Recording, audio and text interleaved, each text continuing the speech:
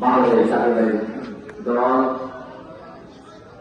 চাকরি পরিষেবার উদ্যোগে আজকের এই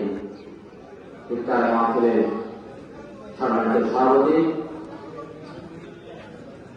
মাননীয় সুপারভিষ্ট হলেন আজকের অনুষ্ঠানে সভাপতি তথা চাকরির সময় আমি আসলে মানুষের জনতা ব্যবসায়ীর নাম করে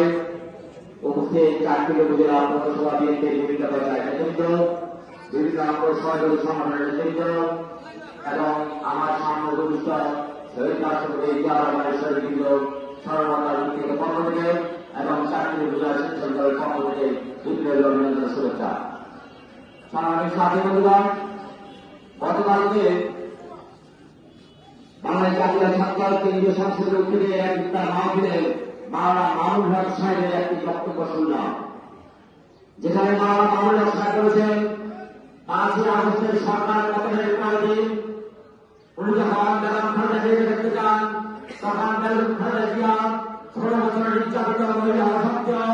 শেখ হাসিনার বিরুদ্ধে একটি কথা কুশব্দ বলেননি, বরঞ্চ উনি বলছেন যে আপনাদের মাধ্যমে দেশবাসীকে বলবেন আমার নেতাকর্মীকে বলবেন এদেশের সম্পদ তারা বিন্দু পরিমাণ ক্ষতিগ্রস্ত না হয়,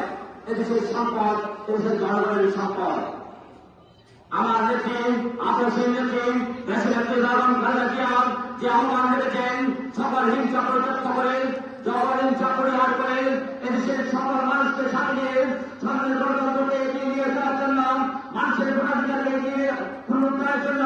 আমরা সামনে সবাই ঐক্যবদ্ধ থাকবো, যাতে এই ফ্যাসিস্ট শেখ হাসিনা আমার যে কোনো সময় তার হাত খাবার প্রসারিত করবে সেটা যেন না পারে সে আশা ব্যক্ত করে আমি আমার সম্পূর্ণ প্রশাস করলাম। খোদাফেজ। ধন্যবাদ সবাইকে। ধন্যবাদ।